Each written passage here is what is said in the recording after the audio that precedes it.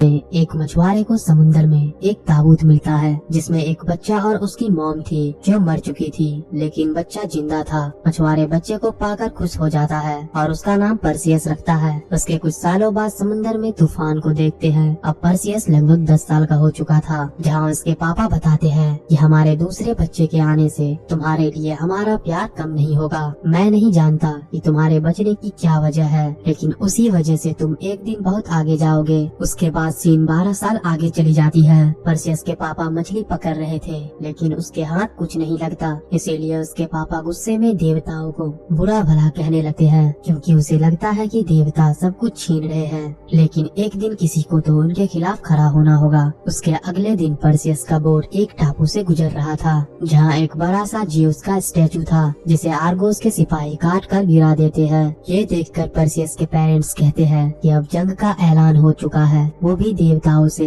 और तभी समंदर से कुछ मॉन्स्टर बाहर आते हैं और सभी सिपाहियों को मारकर हैडिस के फॉर्म में बदल जाता है। तभी हैडिस परसियस को देखकर उस पर हमला कर देता है, जिसके वजह से परसियस के पेरेंट्स मारे जाते हैं। इस पर परसियस हैडिस को मारने का कसम खा लेता है। वहीं ऊपर स्वर्ग में सभी देवता ज्यूस को समझाकर शांत कर रहे थे कि हम इंसानों को समझा सकते हैं, लेकिन ज्यूस नहीं मानता है, क्योंकि उसी ने इंसानों को बनाया और इंसान उनसे ही बगावत शुरू कर दी। तभी हैडिस आता है और ज्यूस को अपने बातों में लाकर परमिशन मांगता है कि उसे इंसानों को सबक सिखाने का मौका दिया जाए, और कहता है मैं इंसानों को इतना डराऊंगा कि किसी ने सोची न होगी, और इंसान डर के मारे फिर से देवताओं को पूजने लगेंगे। ज्यूस गुस्से में तो था ही, इसीलिए हैडिस को परमिशन दे देता है। इधर परसियस को आर्गोस के सिपाही अपने साथ लेकर चले जाते हैं, और यहाँ पता लगता है कि आर्गोस के कुछ ही सिपाही बचे हैं। वो सिपाही परसियस को राजा के पास लेकर जाते हैं। राजा सिपाहियों को जीत का बधाई देता है और ज्यूस को बहुत सारा गालियाँ। राजा की बेटी एंड्रोमेडा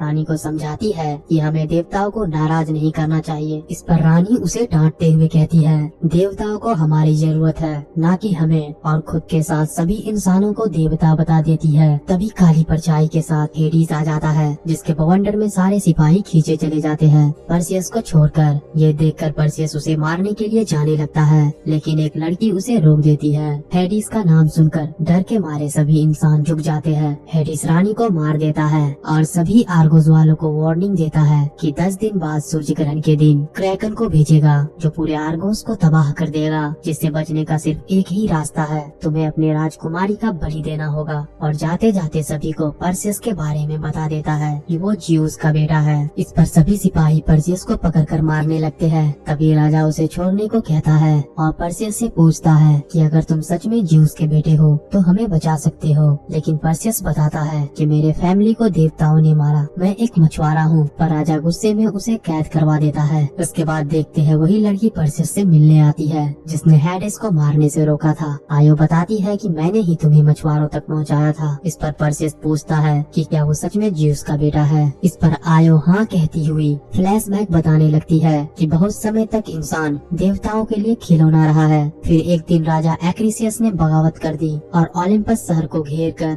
देवताओं का हुक्म मानने से मना कर दिया। इस पर दूसरे देवता एक्रिसियस और उनकी फौज को मिटा देना चाहते थे, लेकिन ज्यूस को इंसानों से प्यार था। इसीलिए ज्यूस ने राजा एक्रिसियस को सबक सिखाने का सोचा और एक्रिसियस का रूप बदलकर रानी के पास पहुंच गया। ये देखकर एक्रिसियस गुस्से से पागल हो गया और अपनी रानी और उससे पैदा हुए ज्यूस के बेटे को मारने का हुक्म दे दिया और एक ताबूत में बंद करके दोनों को समुद्र में फेंकने ले गए। तभी एक्रिसियस पर बिजली की बौछार होने लगती है, लेकिन फिर भी राजा एक्रिसियस ने ताबूत को समंदर में फेंक दिया, जिसके वजह से तुम्हारी माँ तो मर गई, लेकिन तुम एक डेमीगॉड होने की वजह से बच गए। और बताती है कि तुम्हारा जन्म क्रैकन को मारने के लिए हुआ है। इस पर परसियस बताता है कि मैं सिर्फ हैडिस को मारने के लिए पैदा हुआ हूँ। आयो बताती है कि अगर क्रैकन मारा गया तो हैडिस इतना कमजोर हो जाएगा कि तुम उस पर आसानी से हमला कर सकते हो। उसके बाद कुछ सिपाही परसियस के साथ डायन को ढूंढने के लिए जाने लगते हैं ताकि क्रैकन को मारने का तरीका पूछ सके। इधर हैडिस राजा एक्रिसियस के पास आता है, जो अभी तक मरा नहीं था। हैडिस उसे बताता है कि ज्यूस का बेटा जिंदा है, इसलिए उसे मारने की सुपारी देता है ताकि ज्यूस को हैडिस पर शक न हो,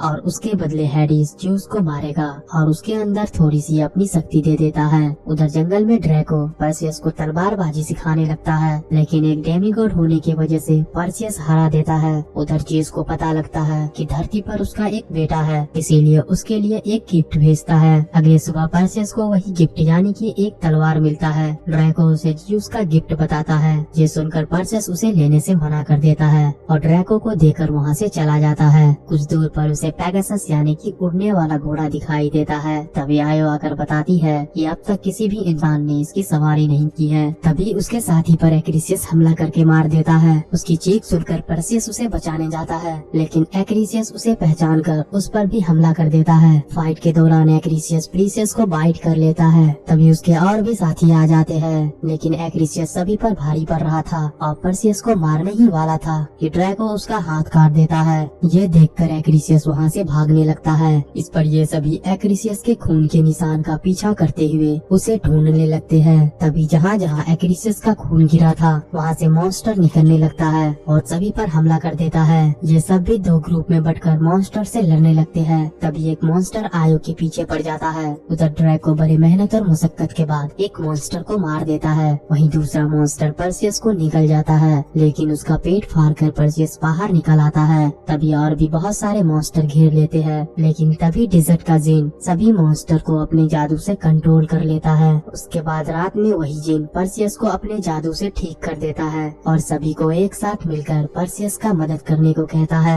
उसके अगले दिन देखते हैं डेजर्ट के जिन सभी मॉन्स्टर को उसका सवारी बना कर लाता है, जिस पर सभी बैठकर चुड़ैल को ढूंढने निकल पड़ते हैं। उसके बाद सभी वहाँ पहुँच जाते हैं जहाँ क्रैकन ने टाइटन्स को हराया था और चुड़ैल के ठिकाने पर जाकर उनसे क्रैकन को मारने का रास्ता पूछता है, लेकिन चुड़ैल सभी पर हमला कर देती है। तभी परसियस उसकी आँख छीनकर नीचे फेंकने लगता है। इस पर वो चुड़ैल बताती है कि सिर्फ मेडुसा ही उसे मार सकती है। आप सभी को बता दूं कि मेडुसा एक लड़की थी जिसे श्राप मिला था कि वो जिसे भी देखेगी वो पत्थर में बदल जाएगा। उसके बाद देखते हैं कि ज़्यूस परसियस से मिलने आता है और उसे समझाता है कि तुम क्रैकन को नहीं हरा सकते और परसियस को स्वर्ग में चलने को कहता है, लेकिन परसियस उसके ऑफर को ठुकरा देता है। इस पर ज़्यूस उसे एक सिक्का देकर चला जाता है। उसके बाद सभी मेडुसा के महल में जाने लगते हैं जो काली दुनिया के उस पार है और एक जगह पहुंचकर फेरीमैन का वेट करने लगते हैं, क्योंकि फेरीमैन केवल मुर्दे ले जाता है। इसलिए डेजर्ट का जिन परसियस का सिक्का लेकर पानी में फेंक देता है, मतलब कि घूस देता है। तभी वहाँ खारान यानी कि फेरीमैन का सीप आता है, जिसमें बैठकर सभी मेडुसा के महल पहुँच जाते हैं। परसियस सभी से कहता है चाहे कुछ भी हो जाए लेकिन मेडुसा से नजरें नहीं मिलाना, और सभी महल के अंदर मेडुसा को ढूंढने लगते हैं। तभी मेडुसा सभी पर तीर से हमला कर देती है, जिसमें कुछ साथी मारे जाते हैं, लेकिन परसियस जिन को बचा लेता है। वहीं ड्रैको सभी से घेरने को कहता है। तभी एस्बेसियस की नजर मेडुसा से मिलता है